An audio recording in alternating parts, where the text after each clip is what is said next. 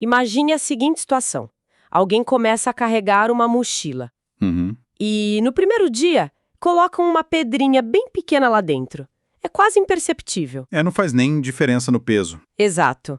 Aí no dia seguinte, vai outra pedrinha. Na semana seguinte, um cascalho um pouquinho maior. E a pessoa continua andando, vivendo a rotina dela, indo para o trabalho. E a mochila vai ficando assim, gradativamente mais pesada. Sim, e o cérebro, de forma impressionante, se adapta a essa carga extra, né? Nossa, muito. Ele normaliza o peso. Até que, em uma manhã qualquer, essa pessoa tenta levantar da cama e, simplesmente não consegue. As pernas falham. Porque a mochila está pesando 100 quilos. Perfeito. Essa erosão silenciosa é, a representação mais precisa que o nosso material de hoje nos traz sobre o processo de perder o controle da própria vida financeira. É uma imagem muito forte e muito real. Sim. E no nosso mergulho de hoje, a gente vai dissecar a anatomia desse fundo do poço, mas, mais importante ainda, vamos explorar a cirurgia psicológica exata que é necessária para conseguir sair dele.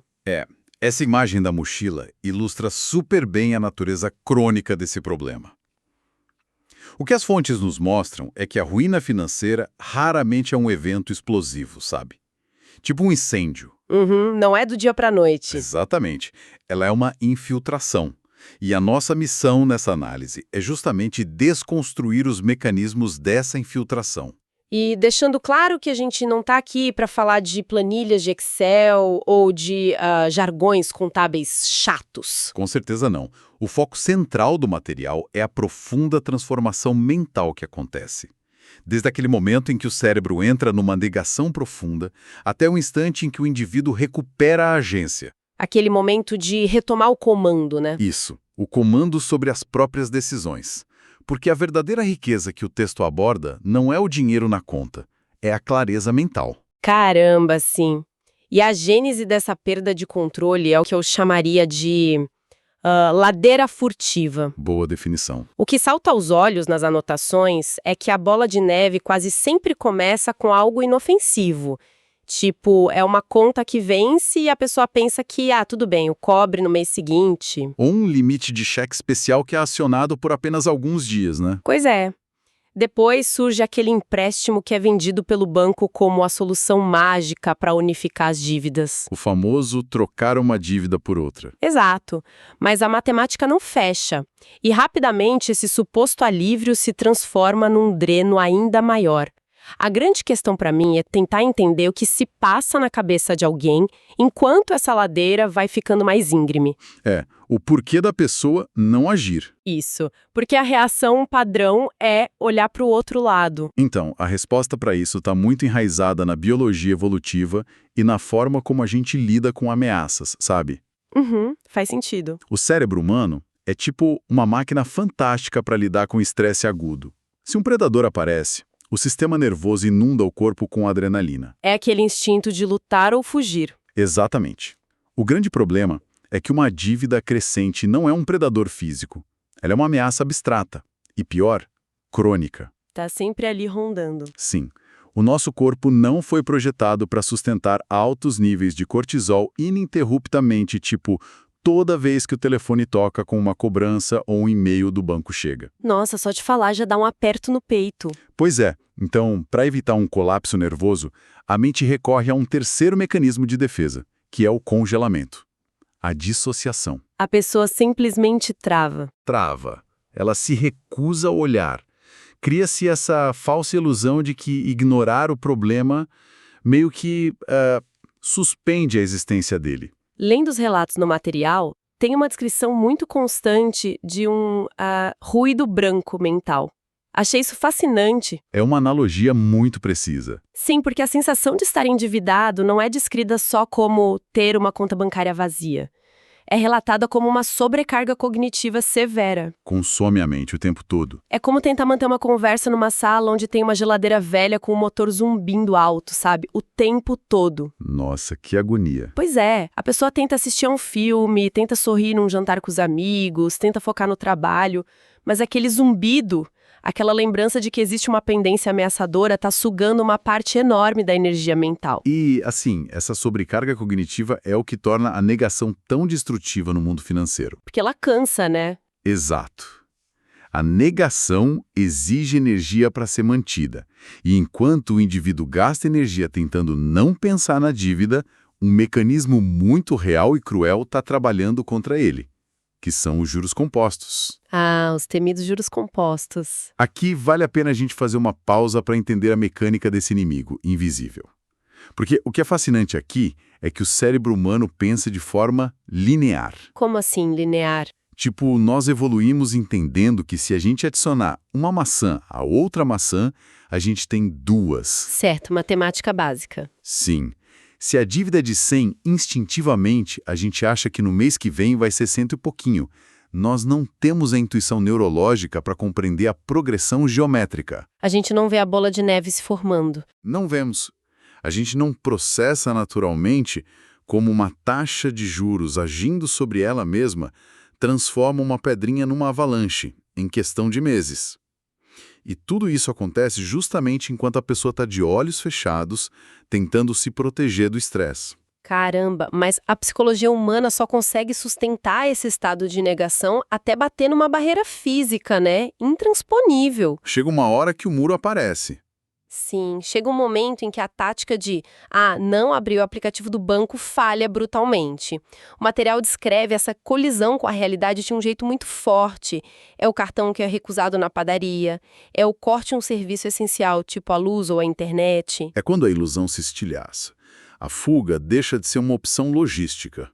Exato. E esse é o verdadeiro marco zero da mudança, onde a única saída passa a ser fazer um raio-x completo, um levantamento absoluto de tudo que se deve, colocar cada centavo atrasado no papel. Esse momento do raio-x, ele marca a transição da ansiedade abstrata para o medo concreto.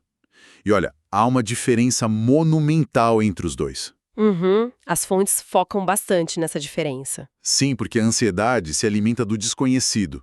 Quando a pessoa não sabe o tamanho do buraco, a imaginação preenche as lacunas com os piores cenários possíveis. Cria um monstro debaixo da cama. Um monstro infinito e invencível. O medo, por outro lado, é uma resposta a uma ameaça mensurável. Peraí, eu travei nessa parte enquanto eu li as fontes para nossa discussão? Por quê? O que te chamou a atenção? A teoria faz sentido, claro. Mas na prática, e aqui eu quero te perguntar isso direto, colocar absolutamente cada centavo no papel, não só como a receita perfeita para um ataque de pânico? Parece, né? Sim. Tipo, se a pessoa já está paralisada pela ansiedade, com medo de atender o telefone, sentar numa mesa, somar tudo e ver um número gigantesco e negativo materializado ali na frente, não seria um empurrão final para o desespero total? Por que isso não faz a pessoa desistir de vez? Olha, essa é uma dúvida supernatural. E é exatamente o que torna a psicologia humana tão fascinante nesse ponto. As fontes mostram que existe um paradoxo aí. O paradoxo da materialização. Como funciona isso? Sim. O instante em que a soma final aparece na tela do computador ou no papel é descrito como um baque brutal. É pesado, é doloroso. É o choque de realidade. Mas, e aí que está a mágica, logo em seguida ocorre um fenômeno de alívio químico no cérebro. Alívio? Sério? Sério. E por quê? Porque aquele número, por mais feio e gigante que seja, ele é finito. Ele tem um limite. Ele circunscreve o problema. Ah, entendi. A pessoa troca um pelor infinito, que assombrava todas as horas do dia, pela dureza de um fato delimitado. Um fato matemático. E o cérebro humano é excepcionalmente bom em resolver problemas concretos quando os limites estão bem claros. Saber o valor exato, então, devolve o terreno sólido para os pés da pessoa. Exatamente. Fim da imaginação catastrófica e o início da compreensão real. Nossa, muito interessante. Então, ao invés de lutar contra uma sombra no escuro, passa a ser uma luta contra um muro de tijolos. O muro é alto, é super difícil de pular, mas dá pra ver onde ele começa e onde ele termina. Isso muda completamente a dinâmica da coisa. E com os números na mesa, a pessoa entra na fase da triagem. E eu gosto de pensar nisso não com aquela metáfora batida do navio afundando, mas como uma sala de emergência de um hospital, sabe? Boa analogia. 300% ao ano é uma artéria rompida. Precisa de estancamento imediato. Senão o paciente sangra até o fim. Exato. Já o dinheiro que se pegou emprestado com um familiar que não tem juros é um tornozelo torcido. Dói, incomoda bastante, mas pode esperar ali na sala de espera um pouquinho. É a mudança do impulso para a estratégia, né? E sim. O problema é que, mesmo sabendo quem tratar primeiro, quem está nessa situação muitas vezes não tem recursos nem para os curativos básicos. Falta dinheiro até para negociar. E é nesse ponto crítico que a estratégia de resgate entra numa fase de extrema vulnerabilidade. O material detalha que compreender o problema, por si só, não paga a conta. Não, não mesmo. Entrar em contato com o banco sem ter um centavo para oferecer não é uma negociação, é apenas um pedido de clemência. E os bancos não costumam ser muito clementes, né? Nem um pouco. Então, para sair dessa inércia, o devedor precisa gerar o que as fontes chamam de fôlego financeiro imediato. E olha, as formas de conseguir isso são invariavelmente dolorosas do ponto de vista do ego. Aqui é onde a coisa fica realmente interessante, porque é a hora do pragmatismo agressivo. É ter a atitude dura de olhar ao redor de casa com uma lente totalmente fria e calculista. Vendo o que pode virar recurso. Isso, o videogame que tá ali pegando poeira, vira dinheiro. Aquela guitarra que seria o hobby do ano passado e ninguém tocou, vira dinheiro. A televisão extra do quarto de hóspedes vai para os classificados online. Tudo para criar um caixa rápido. O foco é trilhar liquidez imediata. Mas o que me chamou a atenção no material foi a explicação de que o objetivo de vender essas coisas não é levantar dinheiro suficiente para quitar a dívida inteira. Não, de forma alguma. Até porque vender uma televisão usada não vai cobrir um buraco de dezenas de milhares de reais num banco. O objetivo dessa liquidação de bens pessoais é muito mais psicológico do que matemático, certo? Precisamente. Se a gente conectar isso a um cenário maior, o que ocorre nesse momento é um processo chamado de reconstrução da agência. Voltar a ter o volante na mão. Vamos lembrar que, durante a fase da negação, o indivíduo desenvolve um senso de desamparo aprendido. Ele se sente um passageiro passivo num veículo desgovernado. Aquela sensação de estar totalmente preso. Isso. Mas quando ele toma a decisão ativa de pegar um bem físico adormecido na casa dele e converter aquilo em capital líquido, algo muda na química cerebral. Ele recupera uma fatia de controle. Cada real que entra devolve um pedacinho da autoestima, né? Exato. Aquele dinheiro físico nas mãos, mesmo que seja apenas uma fração mínima do total devido, atua como um antídoto contra a paralisia. O indivíduo deixa de ser uma vítima das circunstâncias e passa a ser um agente ativo no campo de batalha. Essa mudança de postura é fundamental. E isso nos traz para a mecânica de como as negociações de dívida realmente funcionam nos bastidores. Ter R$500 na mão muda a forma como a pessoa negocia uma dívida de 5 mil. Muda tudo. É a munição. Pode parecer loucura achar que o credor vai se importar com um valor tão menor que a dívida total. Mas os bancos e as empresas de cobrança operam baseados em modelos rigorosos de risco, não tem emoção ali. Exatamente. Do lado de lá da mesa, o credor não opera com o coração, ele opera com estatística. Quando uma dívida está atrasada há muito tempo, o banco muitas vezes já vendeu isso para agências de cobrança por centavos. Sim, aquelas empresas que ligam o dia inteiro. Elas mesmas.